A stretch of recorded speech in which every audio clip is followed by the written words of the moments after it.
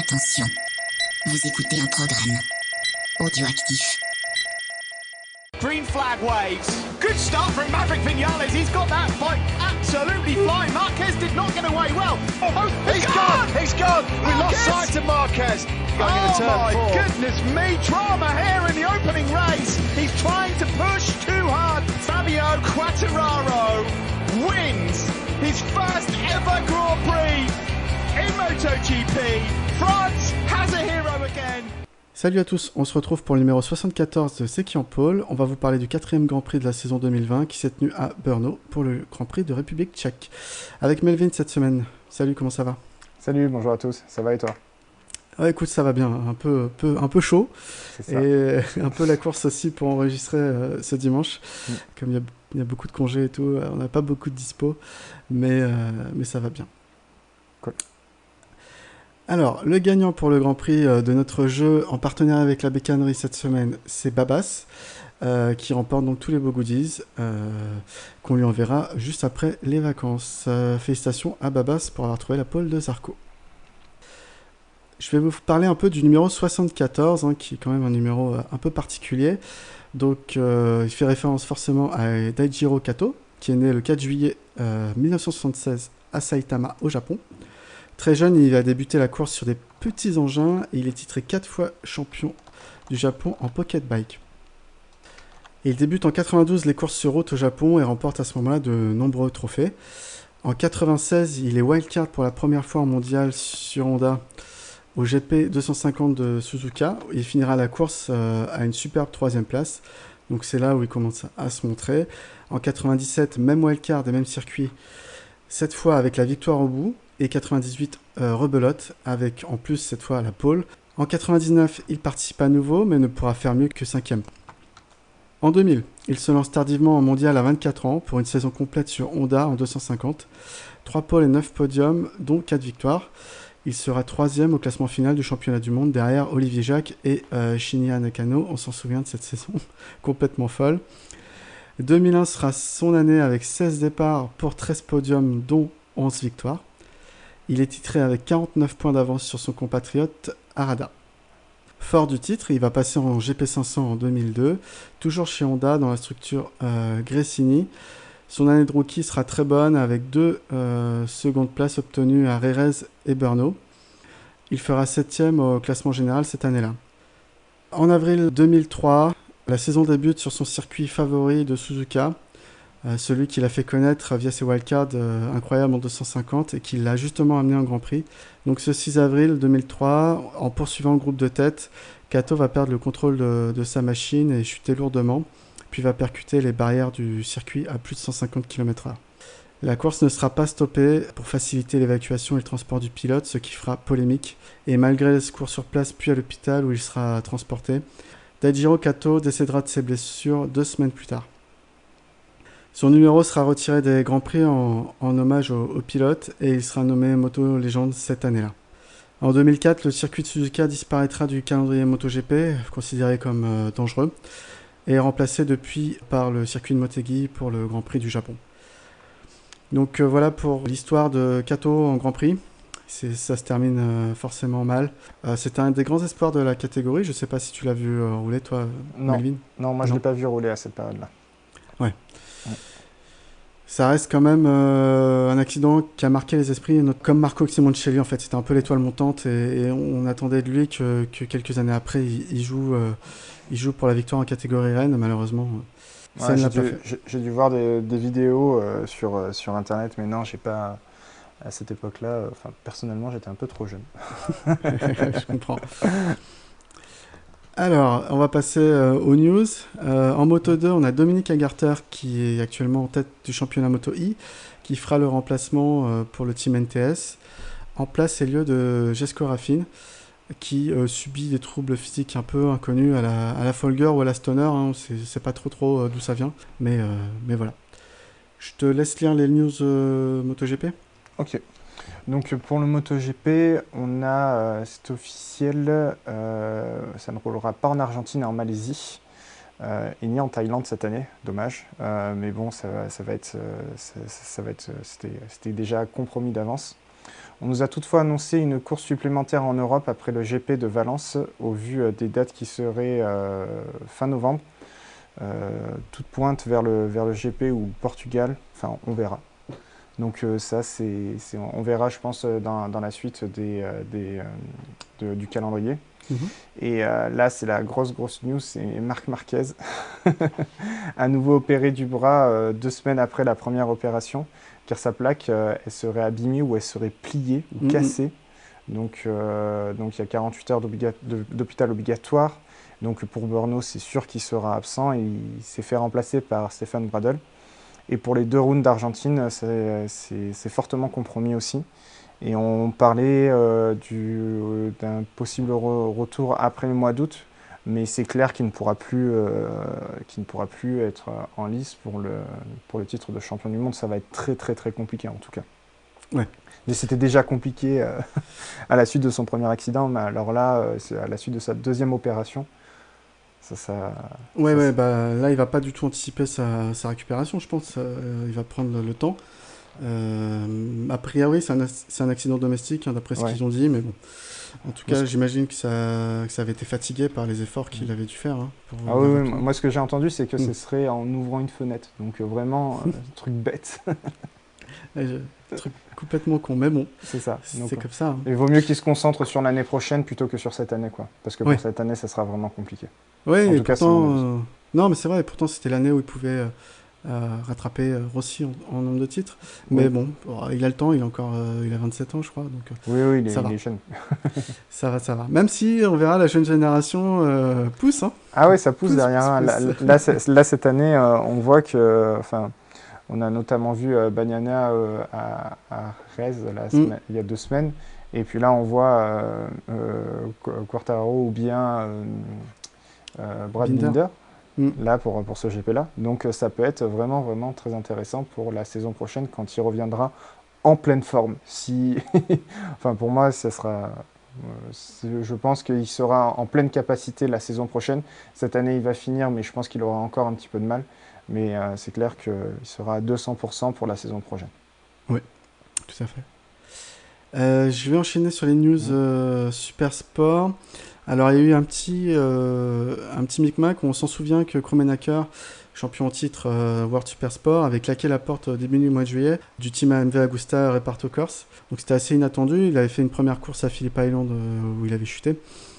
Mais il parlait qu'il avait quitté le team par rapport à une réputation à protéger et sa probité. Donc, c'était un peu bizarre, on n'en savait pas plus. Et au final, on a un peu le fin mot de l'histoire, car il s'avère que le team a ouvert plusieurs moteurs durant le confinement. Donc ils ont ouvert 2 moteurs de Krummenacher, un de Rosa et un de Foligny. Donc c'est complètement interdit bien évidemment, mais comme c'est le team lui-même qui a rapporté les faits à la FIM et que la volonté de tricher n'a pas été reconnue ou avérée en tout cas, seuls les résultats du team ont été annulés. Ainsi De Rosa perd sa 2e place, ce qu'il avait fait à Phillip Island, et Foligny sa 9e place. Donc Krummenacher, j'ai dit, avait chuté. Donc par le jeu des reclassements, on a donc Cluzel qui passait de 3e sur cette course à second, et Perolari de 4e à 3e sur le podium. Donc c'est un peu bizarre, mais c'est officiellement le premier podium de Perolari, et c'est le premier doublé dans la catégorie pour le GMT.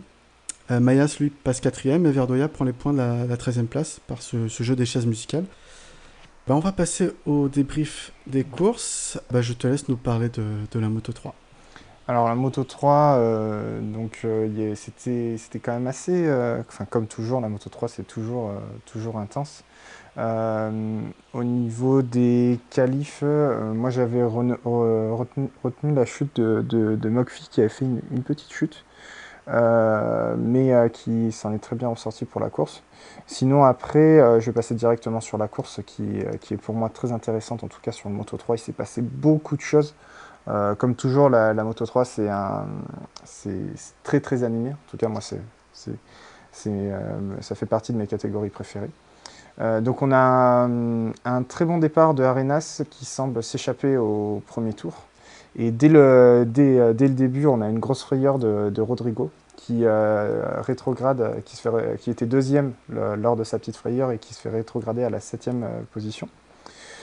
Au bout de 3 tours, on a l'écart qui se réduit avec Arenas, qui était parti seul, et on a un groupe qui commence à se dessiner de 15 pilotes.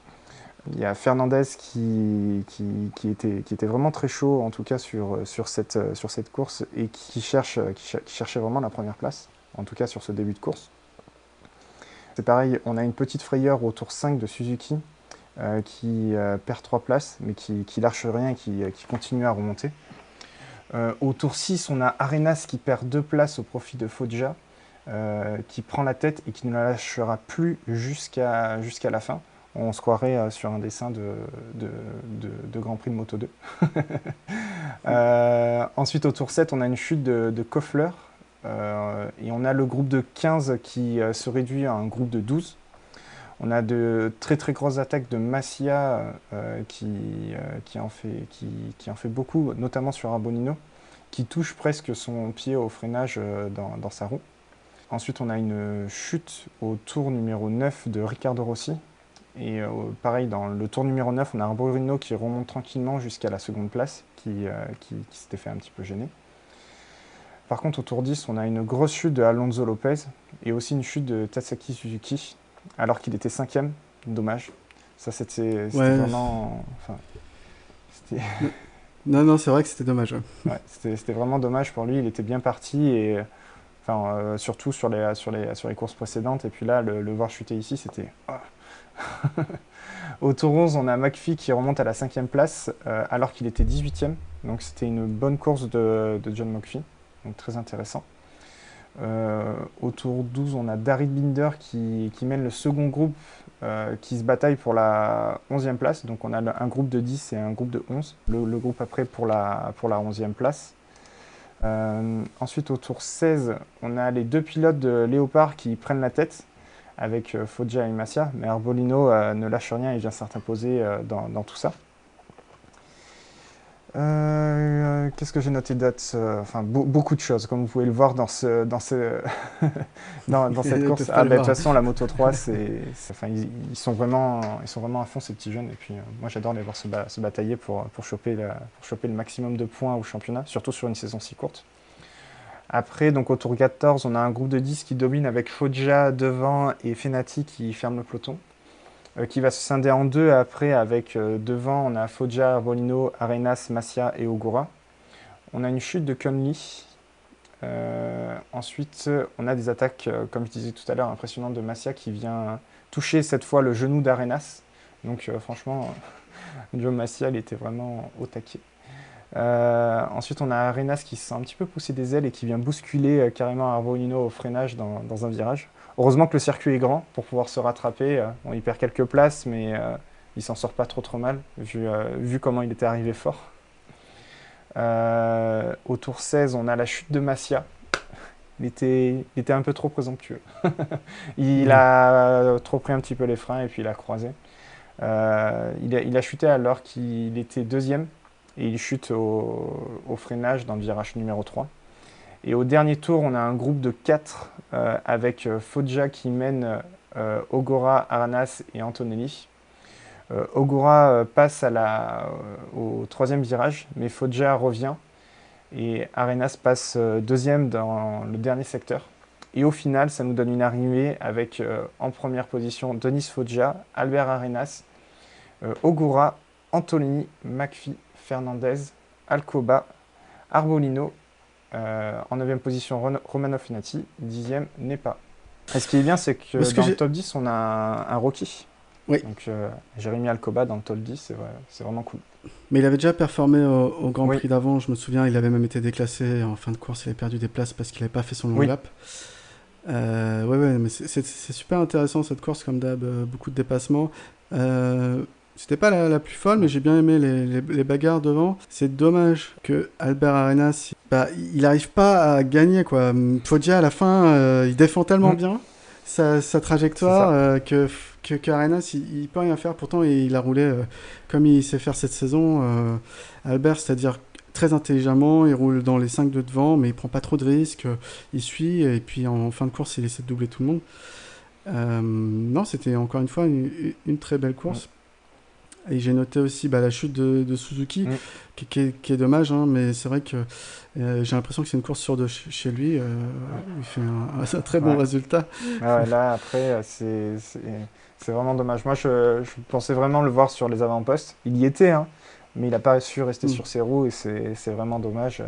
Et même pour le team, c'était vraiment dommage parce que c'est un petit jeune prometteur, quoi. Ouais, tout à fait. Tu voulais parler de quoi d'autre Juste un petit point sur le Moto3 championnat pour Vas-y. dire un petit peu au niveau des points. Donc on a Albert Arenas qui garde toujours la première position au championnat avec 70 points. Ensuite on a Ogura avec 52 points, John Mokfi avec 51 points, Suzuki avec 44 points. Et je vais m'arrêter là pour Fernandez Raoul avec 36 points. Donc on a pour la première position, si Arenas continue à finir devant, je pense que ce sera pas mal pour lui parce qu'il a quand même maintenant 18 points d'avance. Donc il peut se permettre de jouer les positions au lieu de jouer la gagne à chaque fois. Et après, pour la deuxième, troisième, quatrième place, là, ça va continuer à se battre, notamment avec Ogura, Mokfi et Suzuki. Mais il faut que Suzuki ne fasse plus d'erreurs. Alors ça, c'est pas gagné. Mais voilà, c'est les petites choses que j'ai notées. Et sinon, pour nos francophones, on a Jason Dupasquier qui fait 23e. Ok, c'est bien pour lui. Dommage qu'il soit pas dans les points, quoi. Mais ça va. Bah, c'est pas facile. La Moto 3, si t'es pas dans le premier paquet, comme on voit, il y a des paquets de 10, donc les points ils sont vite donnés, quoi. Donc il faut vraiment, si t'es pas dans le paquet de tête, c'est difficile de marquer des points. Parce que si on est dans les paquets derrière, il faut vraiment être dans le devant du deuxième ou troisième paquet pour pouvoir marquer des points, quoi. Sinon, ça devient hyper complexe. Et puis, de ce que j'avais vu, il n'était pas dans le deuxième paquet. Donc, déjà, le premier paquet faisait 10. Enfin, c'était déjà 10 pilotes. Alors bon, il ne reste plus que 5 places pour avoir des points. Donc, mais en tout cas, c'est un bon résultat. Et je me fais pas trop de soucis pour lui. Et puis, au bout d'un moment, il va réussir à marquer des points, quoi. Ouais, tout à fait. Ouais. Voilà. Bah écoute, on va passer à la Moto 2, qui était encore une fois la meilleure course du week-end. Pourquoi tu dis ça en rigolant? Non, je sais pas, c'est pour essayer d'intéresser les gens à cette catégorie. Non, mais elle est très bien, cette catégorie, quand il se passe des choses.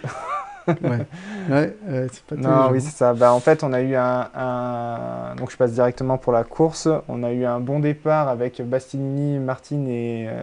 moi j'ai noté les bons départs de Bastianini, Martin et Nagashima.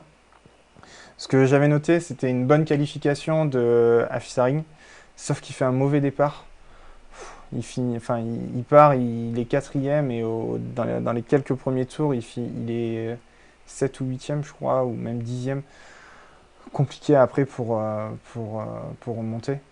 Le truc qu'il y a, c'est qu'on arrive le premier tour, il y a les places qui commencent à se dessiner. Deuxième tour, vous avez votre podium. Ça n'a pas bougé à partir du deuxième tour. Donc ça a été long.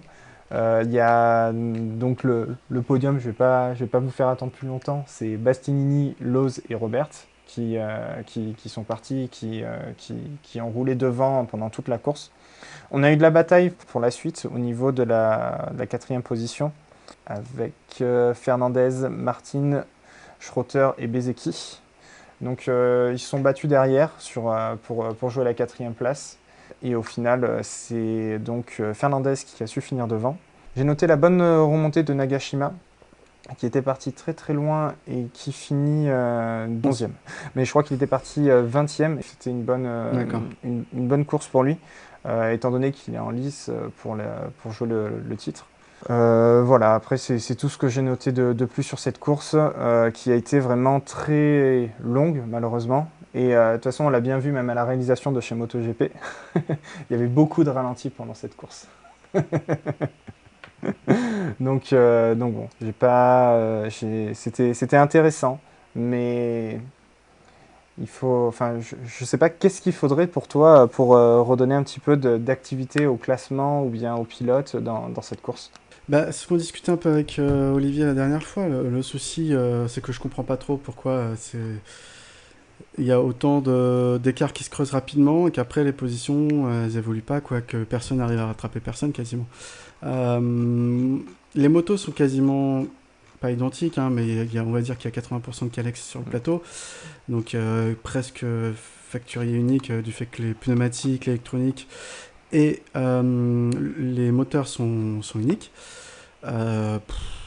Moi, tout ce que je vois, c'est qu'éventuellement, la gestion des pneus fait que, une fois que les positions, au bout d'un ou deux tours, sont posées, bah, plus personne n'a assez de boost, enfin de grip sous le pied, quoi, pour regrimper et revenir sur la personne d'avant lui. Et que du coup les écarts restent assez stables, quoi, et qu'il y a peu de dépassement à ce moment-là. Même au niveau de l'aspi, je trouve que c'est pas flagrant. Les aspis. Bah, le truc qu'il y a, c'est qu'on est vraiment dans le juste milieu, c'est-à-dire que les motos sont trop puissantes pour pouvoir bénéficier tant que ça de l'aspiration, et pas assez puissantes pour justement avoir ce tant d'écart que ça. Je prends l'exemple, pour imager, je prends l'exemple de la Moto 3. Les motos, elles ont une vitesse de pointe qui n'est pas non plus, exceptionnelle par rapport au MotoGP. Là-dessus, on est d'accord. Le truc qu'il y a, c'est que comme les lignes droites sont longues par rapport à leur kilométrage, par rapport à leur vitesse, ils peuvent bénéficier de l'aspiration et du coup pouvoir se dépasser et jouer avec ça. Comme les motos en Moto 2 sont un petit peu plus puissantes, ils peuvent donc aller plus vite. Du coup, les lignes droites se rétrécissent. Et comme ce sont tous les mêmes moteurs, c'est difficile de pouvoir bénéficier de l'aspiration de l'un ou de l'autre, quoi. En tout cas, moi, c'est ce que je vois. Quand je vois les dépassements, c'est vraiment... Quand on voit les fiches récapitulatives qui sont données sur le site de MotoGP, on a le premier qui reste tout le temps premier, le deuxième qui reste tout le temps deuxième, le troisième qui reste tout le temps troisième. Et c'est... je ne sais pas ce qu'ils pourraient faire pour justement sortir un petit peu de tout ça, pour que ce soit un petit peu plus attractif. Je sais pas, mettre peut-être un arrêt au stand, j'en sais rien, comme en endurance, ça peut peut-être mettre du peps, changement de pneu obligatoire, ce genre de choses, un flag to flag, quoi.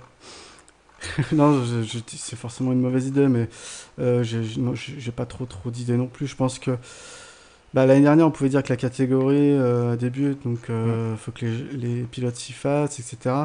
Mais là, je sais pas. On verra comment ça évolue. Ce que j'aime bien voir dans le classement de cette course, parce que malheureusement, j'ai pas pu voir la course aujourd'hui, c'est que Ciarin, il est 10e. Moi, ça me fait vraiment plaisir de le voir à nouveau dans le top 10. Malgré il a quand même fait un très mauvais départ et au niveau de sa course, je suis d'accord avec toi, 10e, c'est une bonne position.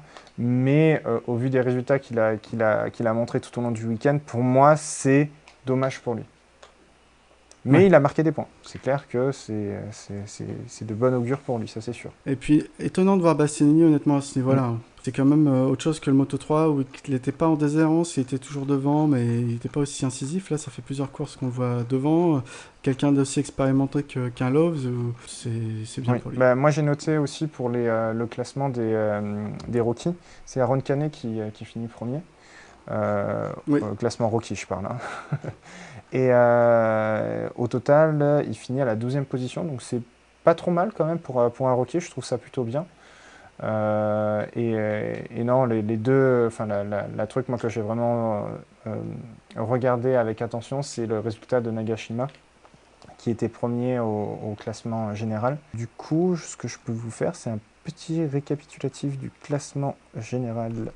Bastianini qui est en tête du classement général devant Marini et Nagashima. Voilà, donc Bastianini 13 points, Marini 58, Nagashima 55, donc c'est serré. Ouais, c'est ça. Et Aaron Canet, on l'a souligné la semaine dernière avec Olivier, donc pour un rookie 5e actuellement avec 36 points.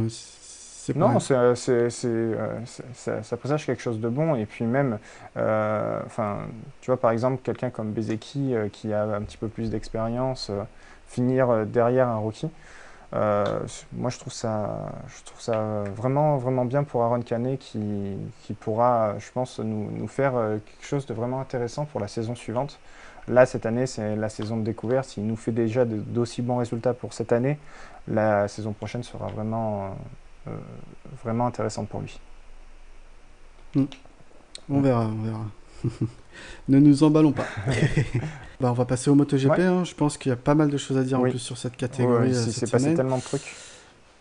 Ouais, alors je l'ai pas noté, mais là ça me revient en tête. Il y a Bagnaia qui s'est blessé vendredi matin en FP1. En après-midi, on a appris qu'il était rapatrié en Italie pour se faire opérer d'une fracture du tibia. D'accord. Heureusement, les tendons n'étaient pas touchés, donc ça sera entre guillemets relativement facile à guérir. Encore une fois, hein, tout est relatif. Mais il devrait être de retour pour Misano en septembre. Et c'est Michele Pirro qui devrait le remplacer pour les 2 courses autrichiennes qui vont venir. Et il n'a pas été remplacé sur ce week-end à Brno. En Q1, c'est une catastrophe. Dovi ne sort pas de la Q1. Il partira donc 18e. Miller, c'est pareil, il partira 14e. Bradle et Marquez, c'est pas mieux, 20 et 21. Nakagami, 17e sur la grille de départ. C'était vraiment pas beau à voir de voir des Honda Repsol aussi loin, de voir des... Alors il y a Petrucci qui s'en sort, qui passe pas en Q1, pardon, qui lui s'en est sorti par un chrono inespéré en FP3, mais c'était vraiment le seul chrono qui a sorti du week-end, et on verra qu'en course c'était pas non plus brillant, donc c'était vraiment compliqué pour les Ducati, on va dire GP20. Hein. Okay. Pourtant c'est un circuit qui est propice aux Ducati, hein, donc... Jusqu'à les années précédentes, oui, je te dirais, mais là visiblement... ça rebat un peu les cartes parce qu'il y a un nouveau pneu arrière Michelin dont on parlera tout à l'heure et qui pose des difficultés. En Q2, donc c'est Johan Zarco qui signe une pole magistrale devant Fabio Quartararo et Franco Morbidelli. Donc on a une première ligne 100% satellite et un P1 P2 français inédit depuis le GP d'Argentine 95 avec Jean-Michel Bale en pole devant Jean-Philippe Ruggia qui était en 250cc, pas en catégorie graine. C'est aussi la première pole pour une Ducati satellite sur du 100% sec. Première pole pour le team Avintia. Enfin, il y avait plein de records qui ont été battus par Johan sur cette pole. En tout cas, il faut aussi souligner que Alex Espargaro signe une 4e place historique sur la grille de départ pour Aprilia en MotoGP. Viñales lui partira 5e. Paul Espargaro, à un moment second temps en Q2, hein, mais effectué sous drapeau jaune, partira finalement 6e. Donc Paul Espargaro qui en voudra aussi au commissaire de piste pour autre chose. Visiblement, ce week-end, c'était pas son week-end avec la direction de course. En 3e ligne, on a Binder, Petrucci et Mir. Et donc, c'est la première fois depuis 2002 et l'avènement du MotoGP où aucune Honda n'est dans le top 10 au départ. Parce que Cal Crutchlow a pu faire mieux que 12e. Bon, on s'en souvient, lui, il est blessé. Mais clairement, les Honda étaient très très loin au départ. Moi, j'avais l'impression de voir une grille de départ inversée, en fait. Qu'habituellement. Oui, non, tout à fait. Vraiment, hein, c'était vraiment bizarre de voir les Ducati officiels, les Yamaha officiels aussi loin dans le classement, enfin du moins sur la grille de départ. Et puis même, de toute façon, en course, on va en parler. C'était fou. Tant mieux pour les teams indépendants et les teams satellites, ça c'est vraiment cool. Mais et je suis vraiment content de la pole de Zarco. Moi, le seul truc que j'ai noté pendant ces qualifs, c'est que c'est l'exclamation de joie du team Avintia quand Quartararo tombe. Oui. C'était... On peut en parler. C'était un peu limite, j'ai envie de dire, parce que enfin, on se réjouit pas qu'un pilote tombe. C'est dommage. Enfin, c'est tant mieux pour le team Avintia, c'est clair. Mais on n'exclame pas de joie quand il y a un pilote qui tombe. Et surtout, on ne sait pas s'il va bien, s'il va pas bien. Enfin, voilà. Ouais. Alors, je vais être un peu un avis différent du tien, dans le sens où moi, j'ai vraiment compris ce qu'ils exprimaient sur le coup, c'était pas du tout lèche. Ils exprimaient pas la joie que Quartararo soit tombé. Pour moi, ils exprimaient la joie de voir Zarco en pole. Et effectivement, le fait qu'ils expriment cette joie-là, déjà, peut y avoir le micmac, on peut confondre, on peut se dire, mais ils sont contents que Fabio est tombé. Mais en fait, c'était pas vraiment ça, c'est juste qu'ils savaient que à cause de, ou grâce à, ça dépend le point de vue, la chute de Fabio, Zarco remportait cette pole, et c'est ça qui fêtait. Après, Quartararo s'est relevé assez rapidement, mais c'est vrai que peut-être c'est un choix malheureux de la part du réalisateur de mettre la joie à ce moment-là de la chute. Je veux dire, ils auraient pu la mettre juste après, un peu plus tard, mais bon, Bon, c'est un peu fait débat, mais je pense Non, pas non, qu'il faille y voir. c'est clair. Mais je suis hyper content pour Avintia. Mm. Ça n'enlève rien à ce qu'ils ont pu faire et tout ça, hein. Je suis très content pour qu'ils aient pu obtenir une pole position avec d'aussi bons résultats et tout ça. Mais je trouvais la réaction un peu trop, pas surfait, mais un peu trop expressive à la suite d'une chute. Peu importe qui chute, à la suite d'une chute. Voilà. Et oui, je suis d'accord avec toi qu'ils exclamaient leur joie de « ça y est, on est en pole ». Mais c'était un peu limite. Oui, je comprends. On va parler de la Ouais. course du coup. Morbidelli ressort en tête à l'issue du premier virage devant Quartararo et Aleix Espargaro. Zarco, lui, il fait pas un très bon départ et 6ème à ce moment-là. Morbidelli cravache et se dépose tout le monde pour se mettre à l'abri, ce qui réussit assez brillamment. Binder aussi est bien parti. Il y a une double chute de Iker Lecuona qui vient emporter Johan Mir dans le virage numéro 13. C'était pas la joie à ce moment-là chez Suzuki, hein, mais bon, ça arrive, en fait de course. Ouais. Le top 10 est le suivant après 7 tours. On a Morbidelli devant Quartararo, Binder, Paul Espargaro, Zarco, Aleix Espargaro, Rossi, Viñales et Nakagami. À ce moment-là, on a une belle bagarre. Zarco, Espargaro, donc c'est bien le dernier qui est plus rapide, mais Zarco accroche bien et revient sur lui au virage numéro 1. Espargaro va rater son freinage et élargit la trajectoire. Zarco s'engouffre alors dans la brèche bien à la corde et la maintient. Paul va refermer son virage et vient toucher Zarco. Il n'avait pas vu que Zarco avait pris la corde. Paul va chuter et Zarco, lui, continue, n'est pas trop impacté par ce contact. Et un peu plus tard, va passer Quartararo. Du coup, Zarco est pénalisé, on va en reparler tout à l'heure, hein, de est-ce que c'était justifié ou pas. Zarco est pénalisé par un long lap penalty qu'il va exécuter de manière assez hallucinante, hein, les deux roues dans la zone de pénalité, donc c'était conforme, mais le corps sorti de cette zone, hein, carrément sur la piste, genoux et coude quasiment à terre. Il y a même la poussière, hein, qui se dépose toujours à cet endroit-là, qui est soulevée. En fait, on se dit, mais il est fou de prendre autant d'angles à cet endroit-là. Et il ne se fera pas doubler grâce à ce long lap passé à toute vitesse. Il ne se fera pas doubler par Fabio, même si à ce moment-là, il revient juste derrière lui. Binder va passer Morbidelli et cravache devant. Rins passe Quartararo à 5 tours du final et Rossi va limiter. Quartararo est maintenant 6ème, on voit qu'il peine en fin de course, on pense que c'est compliqué pour lui, il est sous la menace d'Oliveira encore juste derrière. Oliveira va finalement se débarrasser du pilote Petronas. Et on a une exceptionnelle victoire de Brad Binder devant Morbidelli et Zarco, podium pour Zarco. Rossi et Oliveira ferment le top 5, Quartararo termine 7ème, Viñales seulement 14ème. Voilà pour la course MotoGP. Je vérifie que j'ai pas dit de bêtises. C'est Alex Rins qui termine 4ème, Valentino Rossi 5ème et Oliveira 6ème. Pardon, c'est bien ce qui me semblait. Côté Frenchie, donc on a Quartararo 7ème, Zarco 3ème, on l'a déjà dit. Qu'est-ce que tu as pensé de cette course déjà de manière générale? Moi je l'ai trouvé exceptionnelle cette course. Ouais. Moi c'était exceptionnel. C'est la première fois depuis, enfin non, c'est juste la première fois qu'on a vu des résultats aussi impressionnants des Aprilia. Et pareil pour les KTM. Je me suis demandé qu'est-ce qu'ils ont fait qu'est-ce qu'ils ont changé pour que ça fonctionne aussi bien. Notamment pour la Aprilia, parce que je ne me rappelle pas l'avoir vu sur les avant-postes sur les 2 Grands Prix précédents. Et de la voir se batailler pour la 2e, 3e place très rapidement, c'était... j'ai pas compris, quoi. C'était quand même assez impressionnant. Oui. Sinon, non, ce qu'a fait Paul Espargaro... alors, je voudrais juste revenir sur 2 petites choses.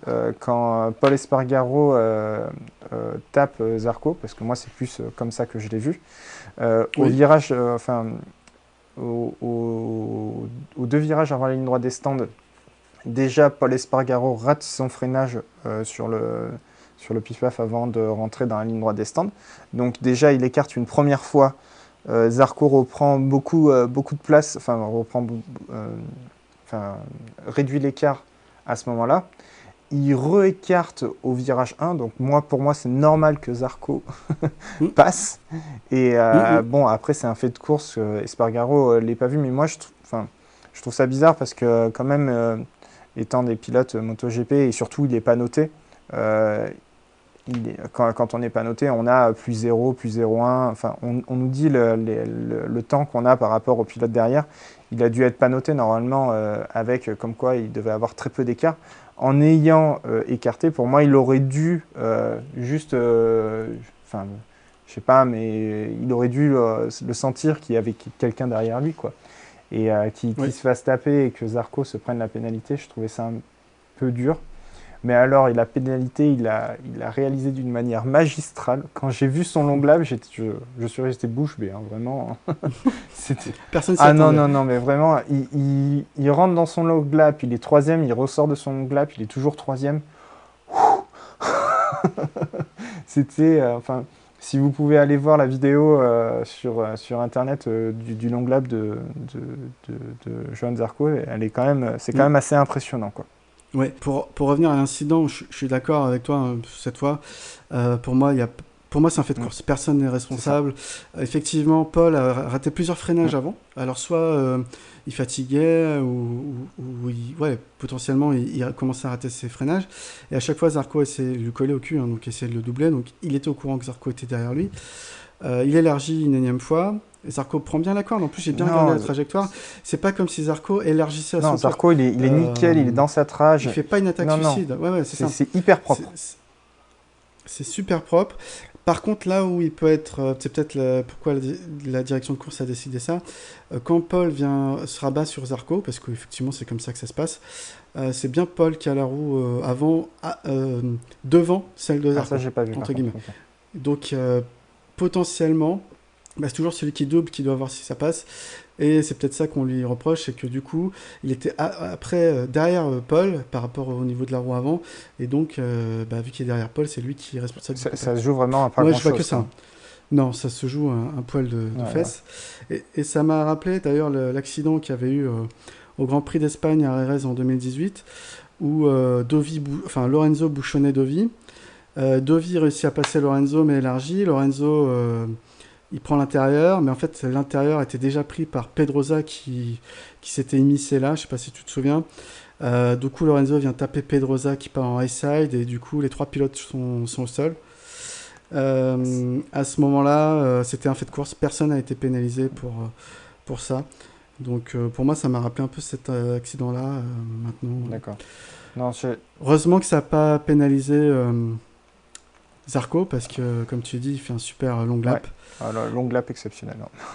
Mais moi, dans la course, ce que j'ai bien vu aussi, c'est Paul Espargaro qui vient taper Zarco. Je trouvais ça impressionnant, la concentration de Zarco. Au moment de l'impact, il bouge un petit peu, certes, mais après, il reste dans sa course. Il reste vraiment dans sa course, il ne tourne pas la tête pour voir ce qui se passe derrière et tout. Il reste vraiment dans sa course, étant donné qu'il y a eu un contact, donc on peut se penser qu'il va au moins voir ce qui s'est passé ou quoi. Il reste dans sa course et dès qu'il voit le long lap, dès qu'il se voit pas noter le long lap, il réfléchit pas. Le tour où il est pas noté, il fait direct son long lap à fond, à fond. Et on sentait quand même qu'il était vraiment, vraiment bien concentré et que c'était... que ça se joue vraiment au mental sur cette course et ça s'est vu et en tout cas les résultats sont là et c'est vraiment, c'est vraiment, vraiment bien pour lui, quoi. Ouais, tout à fait. Je pense que ça doit lui faire du bien au moral. Ah bah c'est sûr c'est un homme retrouvé. Moi j'ai attendu, je me suis dit est-ce qu'il va nous faire le salto. Franchement, est-ce que je me suis dit dans le parc fermé, est-ce qu'il va nous faire le salto? Alors je sais que c'est pas une victoire, mais il a tellement souffert l'année dernière. Il revient de tellement loin. Il a fallu ne plus être en GP que il aurait pu faire un salto. On l'aurait pas mal pris qu'il fasse un salto sur une 3e place, franchement. Mais bon. Oh là là. Non mais c'est bien, mais en tout cas c'est le positionnement qu'il doit avoir doit être quand même assez particulier au vu de la saison qu'il a fait avec KTM et là les résultats qu'ils font maintenant en ce moment KTM. Ça doit, en termes psychologiquement, je sais pas trop comment il doit se positionner et tout. Ça doit être ça doit être vraiment compliqué de se dire, voilà, avec cette moto, j'y arrivais pas et tout ça, cette moto, elle fonctionne pas. Il a fait ce qu'il a fait, il est parti, il a réussi à casser son contrat et à en plus casser son contrat en plein milieu de saison. Il est revenu sur une autre écurie et puis là, il revient encore dans une autre écurie et en plus, il fait du résultat. Mais ce qui doit être vraiment bizarre pour lui, c'est que l'écurie qu'il a quittée fait aussi de très bons résultats sans lui. Donc, c'est qu'il devait vraiment se passer quelque chose humainement entre le pilote et la team, quoi. En fait, je pense que c'est gagnant-gagnant au final. Parce que KTM performe beaucoup mieux sans Zarco. Le recrutement de Brad Binder, c'est forcément une très très bonne idée au vu de ce qui se passe. Le recrutement de Pedrosa fait forcément évoluer la moto. Et dans le même temps, Zarco est retrouvé effectivement avec un autre team et une autre moto. On voit qu'avec Ducati et le personnel du team Avintia, ça match. Humainement, ça match. Et le team manager d'Avintia l'avait dit, Zarco a besoin d'être chouchouté. C'est-à-dire qu'il a besoin qu'on écoute quand il a mal au petit doigt, quand il a... même entre guillemets qu'on fasse un bisou magique à sa moto, c'est-à-dire que il rentre au stand en FP, il dit ça marche pas, la moto elle est incontrôlable, le technicien il fait 2-3 tours de clé dans le vide et il dit oh t'inquiète on a tout réglé, maintenant elle va marcher au millimètre et c'est parti. Mais psychologiquement en fait ça a tellement débloqué quelque chose, peut-être chez Zarco à ce moment-là, enfin tu vois, alors que chez KTM on disait non mais la moto elle marche bien, c'est ta faute et c'est à toi de mieux faire, et peut-être que avec ce type de management, en tout cas, ça collait pas avec la personnalité de Johan. D'accord. On peut aussi parler de Quartararo. Bon, Quartararo a fait une belle qualif, a fait un bon début de course, mais c'est le seul pilote Yamaha qui est parti en hard medium, hard à l'avant, medium à l'arrière. Et on a vu quand même que en fin de course, je pense pas qu'il fatiguait, hein, mais je pense qu'il perdait beaucoup de grip. Et il a pu que sauver les meubles en terminant 7ème, ce qui est quand même tout à fait honnête. C'est une très bonne position quand même. Ouais. Mais voilà, un peu de perte là-dessus. En tout cas, il reste 3e Yamaha, parce que Rossi sauve les meubles pour le Factory, hein, parce que Vignales, lui... il est à la ramasse complet. Hein. 14e. Ouais. 14e. C'est vraiment compliqué, surtout s'il pressent à être le pilote numéro 1 de l'année prochaine, par rapport à Quartararo. Oui. C'est quand même compliqué là, sur cette course-là. En tout cas, sur cette course, c'était très compliqué, quoi. Le problème de Vignales, c'est quand ça va, un peu comme Johan l'année dernière chez KTM, quand tout va bien, il n'y a pas de problème, ça marche. Ou comme Dovi, hein, chez Ducati, quand tout va bien, il est devant, il fait ses tours, etc. Par contre, des fois, quand il est plus dans la difficulté, on a l'impression qu'il n'arrive pas à passer le cap, alors que Marquez, dans la difficulté, il s'en fiche, quoi. Il roule et puis de toute façon, il fait quand même des résultats, quoi. Il arrive à outrepasser le fait qu'il y ait une difficulté. Vignales, effectivement, l'année prochaine, normalement, c'est censé être le fer de lance de Marc, mais clairement, ça va être Fabio, hein, directement. Si Fabio continue dans cette lancée et que Vignales n'arrive pas à passer Fabio et que Fabio joue clairement le titre, c'est clair que je pense qu'il va y avoir un changement, pas un changement de fusil d'épaule, mais une réorientation au niveau du team, ça c'est clair. Ouais. D'ailleurs, on ne sait toujours pas avec quel personnel Fabio intègre le team Yamaha, parce que Rossi veut partir avec ses techniciens, mais Petronas, eux, ils veulent garder les leurs, ils veulent pas forcément que toute la maison de retraite de Rossi vienne avec lui. Enfin, bref. Elle est pas mal cette image. C'est vrai, il a des techniciens et ils ont 50 balais. Ça veut pas dire qu'ils se connaissent rien, loin de là, mais peut-être qu'avec une équipe plus jeune, Petronas, ils veulent travailler avec des jeunes. Donc, voilà. Ok. On verra comment ça se passe. J'arrête d'être mauvaise langue, on va encore m'insulter sur Twitter. De toute façon, tu pourras leur dire, ils pourront te dire ce que tu veux. Hein. Les Ducati, elles ont fait quoi comme résultat? Exactement. Donc Ducati, Miller, donc Johan sur la GP19 fait 3. Ouais. Mais la première GP20, c'est Miller 9e. Ouais. Dovi 11 et Petrucci 12. C'est clairement pas où on attend Ducati Factory. Puis après, Rabat 16e, mais bon, après c'est Rabat, quoi. Sans dire du mal de lui, hein. Rabat n'a pas le talent que d'autres pilotes ont sur la grille, et puis il vient d'un team privé, donc c'est forcément plus compliqué. Quand on voit aussi le résultat de Zarco avec la même moto que Rabat. Oui, c'est ça. Rabat et Zarco ont la même moto, donc on peut les comparer. Par contre, on peut difficilement comparer Zarco et Miller, Dovi et Petrucci, parce qu'ils n'ont pas la même moto. Là-dessus, on n'est pas là-dessus. Enfin, on n'est pas là-dessus, ça c'est clair. Et c'est ça qui est difficile de savoir, parce que autant... C'est comme Binder sur la KTM. Le mec, il arrive, on lui donne une moto, bah, il fait ce qu'il est, il peut mieux faire avec. Il n'a pas connu autre chose. Mais Dovi, Petrucci, Miller, qui passent d'une GP19 à une GP20, eux, ils ont connu un autre style de pilotage avec cette Ducati. Et peut-être qu'aujourd'hui, avec le nouveau pneu arrière Michelin, justement, où ils se plaignent qu'ils n'arrivent plus à faire déraper la moto dans les virages, peut-être qu'ils doivent revoir leur pilotage, et c'est ça qu'ils n'arrivent pas à faire. Du coup, Zarco sauve les meubles un peu quand même pour Ducati. D'ailleurs, on a vu Tardosi, je crois, qui s'était plaint du long lap auprès des commissaires de course. Il était furieux. Et puis après, il allait féliciter le team Avintia. Donc voilà, pour Ducati, c'était pas génial. On espère les voir mieux en Autriche. Ouais. On va parler de Binder et Morbidelli qui font tous les deux des excellents week-ends. Surtout pour un rookie, première position pour un rookie. Oui, et puis quelle maîtrise, parce que même Arrerez, il s'était montré devant. Malheureusement, en Andalousie, il fait chuter Oliveira, il chute aussi. Mais il était clairement dans les rythmes à chaque fois. Il claquait les chronos, il était directement en Q2. C'est vraiment un rookie. Je crois que la stat elle est sortie. Hein, c'est la première fois qu'un rookie gagne depuis Marc Marquez à Austin en 2013. Donc ça montre le niveau du gars sur une machine qui était l'année dernière un très tôt. Oui. C'est dur quand même. Hein. Bon, tu préfères non plus. Non, c'est bon. non, mais juste pour dire, cette année ça marche bien, donc tant mieux pour KTM. Ouais. Et dommage pour Paul aussi, hein, d'ailleurs, hein, parce que bon, il chute. Mais Morbidelli, du coup, première Yamaha, second. Devant aussi qui fait 5. Ouais. C'est pareil, hein. Morbidelli, je crois qu'il a une spec B de la GP20. Oui. On ne sait pas trop pourquoi Viñales a eu autant de difficultés en course. Il a fait que chuter. Fabio, on a parlé un peu ses pneus, mais Morbidelli lui a su gérer, même si en fin de course Binder était plus fort, a bien su gérer la course et l'avance qu'il avait en début de course notamment. Oui, il a bien géré ça, et surtout il a temporisé en fait. Ce que j'ai pu voir, c'est que il était parti, il était sur les avant-postes, il s'est fait doubler, il ne s'est pas déconcentré, il est resté dans sa course, et il a été régulier, et du coup ça a payé. Et il s'est fait féliciter par toute la VR46 et même par Rossi. Je trouvais ça... Enfin, la fin de course, moi, j'ai bien aimé, c'était mignon de tous les voir là. Oui.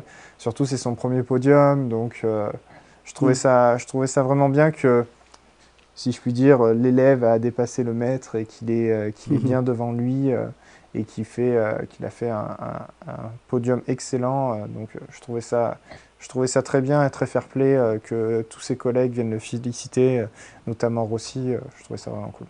C'est bien. Franchement, je suis content pour Morbidelli. C'est pas quelqu'un qui... Contrairement à Binder, par exemple, ou français, etc., c'est pas un pilote un peu comme Nakagami, je suis pas particulièrement attaché à ce pilote, j'ai pas forcément de lien affectif, mais j'ai toujours trouvé qu'il faisait du très bon travail, même quand il galérait sur la Honda de Marc VDS, quand il était arrivé en Grand Prix. D'accord. On peut parler des Honda officiels. Alex Marquez finit 15e dans les points, Bradle 18e. Bon, c'est compliqué. Après, on ne sait jamais quand c'est un pilote d'essai qui arrive sur un pilote de remplacement. Non, mais qui est aussi pilote d'essai. C'est très délicat. Ouais, c'est toujours compliqué. C'est très délicat, et surtout, ça fait vraiment passer les Honda dans un second plan. Quand on regarde le classement, des teams, on a Petronas devant, on a presque tous les indépendants devant. Et après, on a les teams officiels. Ça fait très bizarre quand même. Donc il y a Petronas effectivement qui est devant. Après, c'est Monster Energy Yamaha MotoGP, deuxième. Et Red Bull KTM Factory. Ducati. Et après, Sponsorama Racing, qui est le team de Zarco et Tito Rabat. LC Honda. Et Suzuki seulement 7e. Ouais. Plus compliqué. Et le Repsol Honda Team, 10e derrière Tech 3, derrière Pramac. Et ouais, voilà, c'est ça. C'est ça que je voulais appuyer. Ah ouais, non, ça fait mal. Ça fait très très mal là. Mais clairement, quand Marc n'est pas là pour cacher les défauts de fonctionnement de cette équipe, hein, parce que clairement, pour moi, tu peux te baser sur le talent d'un seul pilote pour gagner. L'année dernière, c'est Marquez qui leur amène le titre pilote, le titre constructeur et le titre d'équipe. Oui. Parce que sinon, Ah ben, on le voit, là, on le voit bien, et on le pressentait depuis un long moment. S'il n'y a pas Marquez, il n'y a personne qui sait conduire, enfin qui sait piloter cette Honda. Il n'y a personne qui sait le faire aussi bien que lui. Et on voit que tout le monde se casse les dents dessus. On a vu Lorenzo qui s'est cassé les dents dessus. On voit Alex Marquez qui galère. Là, on a Bradle, c'est ça, qui galère. Enfin, et je pense qu'on en verra d'autres. Et cette moto est adaptée à un pilote. Voilà. Ouais. Après, le débat, c'est est-ce que la moto est adaptée à Marquez ou est-ce que c'est Marquez qui sait, par son talent, contourner les défauts de la moto. Là, c'est le grand débat qu'on pourra jamais, jamais trancher parce que... Et puis même, moi, je pense que... Je sais pas, en fait, j'en sais rien. C'est vraiment trop bizarre qu'il n'y ait que lui qui arrive à piloter cette moto et qu'il arrive à l'amener sur les avant-postes, quoi. Donc, ouais, c'est très, très bizarre. Nakagami fait quand même 8, mais bon, c'est pas lui qu'on attend devant, quoi. Je veux dire, c'est tant mieux, c'est très bien pour Honda, mais c'est pas le fer de lance de la marque, quoi. À la limite, ça aurait pu être Crutchlow, mais il revient de blessure. D'ailleurs, en parlant de blessure, on a quand même Rins qui nous fait 4e. C'est ce que j'allais dire, avec une épaule déboîtée, à 3 semaines après, je trouve ça un très bon résultat. Très très bon résultat, et puis 4e juste derrière Zarco, il a fallu lui piquer la place sur le podium, donc c'était vraiment un tour de plus, je pense qu'il le passait, hein. Mais ouais, c'était vraiment une bonne performance. Rins, il a voulu faire pareil qu'à Silverstone l'an dernier sur Marquez. Oui, c'est exactement ça. Donc non, c'était vraiment chaud, et en tout cas c'est un très bon résultat pour lui parce qu'il finit quand même devant Valentino Rossi, il a doublé Quartararo avec une blessure. Enfin, je trouve ça vraiment bien, quoi. Ouais. Juste ressouligner encore l'excellent résultat de Brad Binder qui KTM a fait un excellent recrutement. De toute façon, Brad Binder est chez KTM depuis longtemps. Donc, voilà. Donc pour moi, c'était la suite logique qu'il soit chez Red Bull KTM. Et c'est aussi bien qu'il performe parce pour lui, ça a été le Grand Prix de tous les records, quoi, hein. C'est aussi le premier Sud-Africain, c'est la première fois que KTM gagne, donc c'est vraiment très très très très très bien pour lui et pour l'avenir dans le team, quoi. Oui, tout à fait. Ouais, c'est vrai que Binder a gagné en Rookie Cup avec KTM, en Moto 3, en Moto 2. Alors, il n'a pas été titré en Moto 2, mais c'est passé à 3 points. En tout cas, il a gagné des courses dans toutes les catégories avec KTM, quoi. Donc, il est formaté KTM, hein. Peut-être que voilà, ça ne convenait pas à Zarco, mais lui, ça doit l'air de lui convenir très très bien. Et puis, il a un talent qu'on ne peut pas remettre du tout en question. Non, ça, c'est clair. On va passer au classement point championnat. Donc en moto, il n'y a pas eu de course. Il y a toujours Agarter 41 points, Torres 30 points, Granado 28, Di Meglio 7e avec 15 points. En moto 3, on a Arenas 70 points, Ogura 52, McPhee 51. Et après, en moto 2, on le répète, donc Bastianini 73, Marini 58, Nagashima 55. Et en MotoGP, on a Fabio Quartararo en tête avec 59 points, Maverick Viñales 2e 42 points, Morbidelli 3e 31 points, donc 3e sur entre guillemets le podium du championnat. Dovizioso sauve les meubles, notamment grâce à sa première course avec 31 points 4e. On peut noter Johan Zarco, superbe 6e place avec 28 points. Valentino Rossi, on peut citer 7e. 27 points, c'est serré derrière parce qu'il n'y a eu que 3 courses, hein, mais ça va se décanter après l'Autriche, je pense. Mais il faut pas que Fabio se repose trop là-dessus, il a que 17 points d'avance. Certes, ça lui fait une petite avance, mais il ne faut pas non plus qu'il s'arrête là parce qu'il faut qu'il continue, il faut vraiment qu'il continue à finir sur les avant-postes pour pouvoir conforter sa position de leader du championnat. Parce que sinon après ça va taper à la porte avec sûrement Morbidelli, Binder ou Viñales. Malgré que Viñales ait fait un mauvais résultat, il a quand même fait 2 fois 2e, Quartararo fait 2 fois 1er, donc on peut dire que c'est pour Viñales le Grand Prix où il a, si je puis dire, fauté, voilà. Et on pourra voir ce que ça va donner à Autriche, sur les autres Grands Prix. Parce qu'il ne faut pas, pareil, Viñales, s'il finit, il ne faut pas qu'il finisse encore derrière pour pouvoir jouer le titre aussi. Et ça fait très bizarre de faire une saison sans Marquez. Ouais, parce que c'est vrai que c'est un étalon, Marquez. Hein. Tu compares toujours les pilotes à Marquez, même quand il gagne pas. Enfin, l'année dernière, il gagne pas. Je crois que c'est Austin. Hein. Oui, maintenant, il n'y a que Austin, où il n'a pas fini dans les points. Ah. Ouais, c'est ça. Ouais. Sinon, c'était 1-2, 1-2, 1-2, 1-2. Enfin bon, donc ouais, saison un peu différente. On verra s'il reprend à Misano pleine bourre ou si c'est plus compliqué la reprise pour lui. On va faire le point Frenchie hors GP. Donc rapidement, on avait du FSBK la semaine dernière. En Superbike, en course 1, Valentin Debis sur Kawasaki s'impose devant le champion en titre Mathieu Ginès, passé chez Yamaha cette année. Vous savez, la fameuse moto d'entraînement sur laquelle Fabio Quartararo s'est fait taper sur les doigts pour avoir roulé dessus et que c'était pas conforme. Et ben c'est celle de Mathieu Ginès. Et du coup, Jonas Folger venu faire une wildcard, terminé 3ème, et c'est le même classement en course 2. Prochaine course le 23 août au circuit Carole. Alors, on avait également 2 week-ends de World Superbike et World Super Sport à Jerez puis à Portimao. Donc ça s'est couru, Portimao, ça s'est couru aujourd'hui, donc en même temps que le Grand Prix de République tchèque. C'était un peu difficile à suivre, on va vous donner plutôt les résultats. On va commencer par Jerez. En course 1, Redding l'emporte devant Rea et Razgatlioglu. Baz, première indé, ramène une belle 5ème place. Ponson 12, Barrier 16.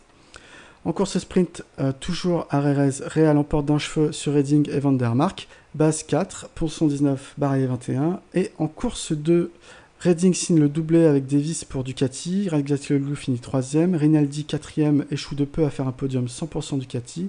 Baz va chuter mais reprend la course pour finir 17ème. Ponson, parti du fond de grille pour un problème de pression de pneus, va chuter.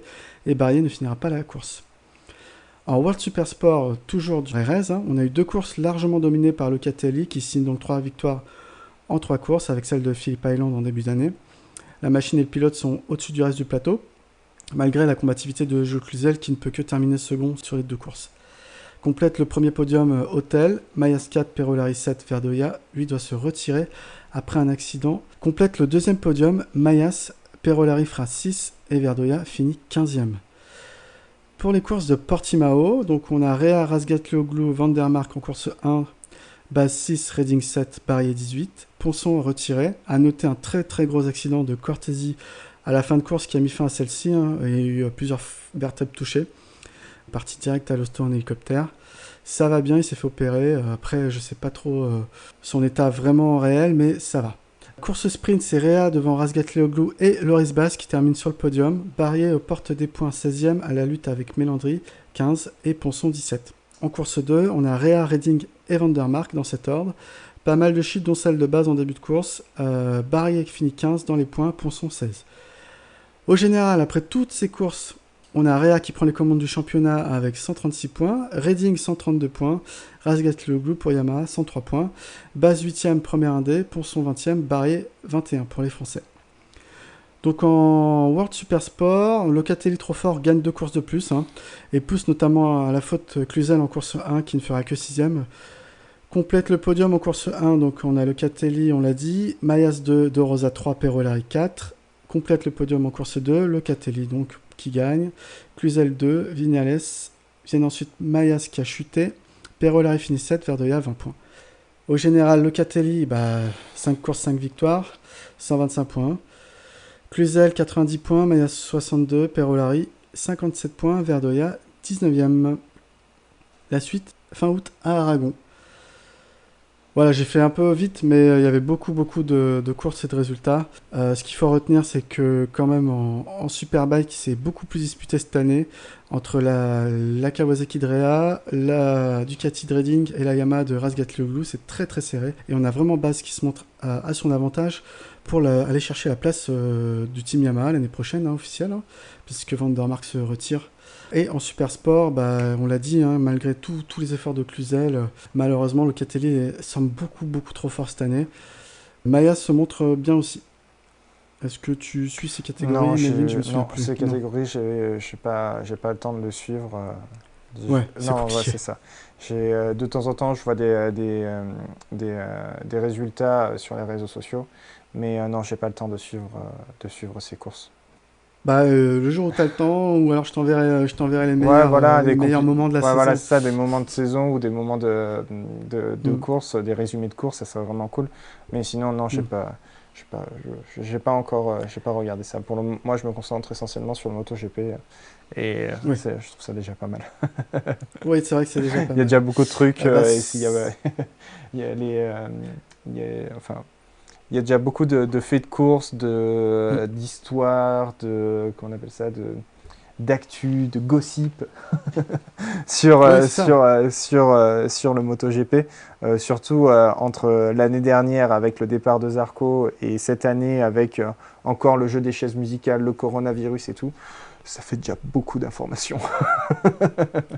Non mais tout à fait, après c'est difficile à suivre et d'ailleurs j'ai pas pu regarder toutes les courses aujourd'hui, mais après il y a des replays et bon ça m'occupe aussi. En parlant de la course qu'il y a eu à Portimao, encore une fois moi ça me montre que c'est un tracé que j'aimerais voir en GP. Potentiellement tu en as parlé tout à l'heure, il est espéré, hein, c'est possible que la dernière course de la saison se termine au Portugal, mais clairement Portimao c'est un circuit magnifique, il y a des dénivelés incroyables où il y a des motos presque qui décollent des deux roues. Et j'attends de voir ça en MotoGP. Parce que ça t'imagines si les MotoGP décollent les deux roues? Il y a un petit côté rodéo. Ah ouais, non mais ça, les accidents, enfin s'il y a des accidents, ça risque d'être monstrueux. Les motos elles sont tellement puissantes que déjà il y a de l'électronique pour pas qu'elles se soulèvent. Alors si en plus les motos, il y a les deux roues qui décollent, les deux roues vont s'arrêter en l'air.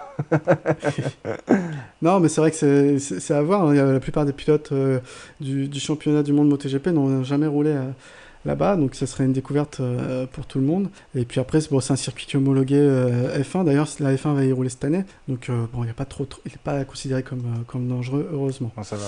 Ouais. Écoute, on va se laisser là et puis on va reprendre la suite la semaine prochaine parce que ça enchaîne 2 week-ends de course là avec l'Autriche et encore l'Autriche, mais c'est appelé le Grand Prix de Styrie, qui est une région en Autriche. Ça c'est pas grave, on peut fermer les yeux. C'est deux courses différentes, mais c'est à peu près au même endroit. C'est ça, à peu près quelques centimètres. Voilà, c'est ça. Je te remercie de m'avoir accompagné sur cet enregistrement et puis on se revoit à bientôt. Merci à tous, à bientôt, au revoir. Allez, ciao. Green flag waves. Good start from Maverick Vinales. He's got that bike absolutely flying. Marquez did not get away well. He's gone. We lost sight of Marquez. Going into turn 4. My goodness me, drama here in the opening race. He's trying to push too hard. Fabio Quartararo wins his first ever Grand Prix in MotoGP. France has a hero again.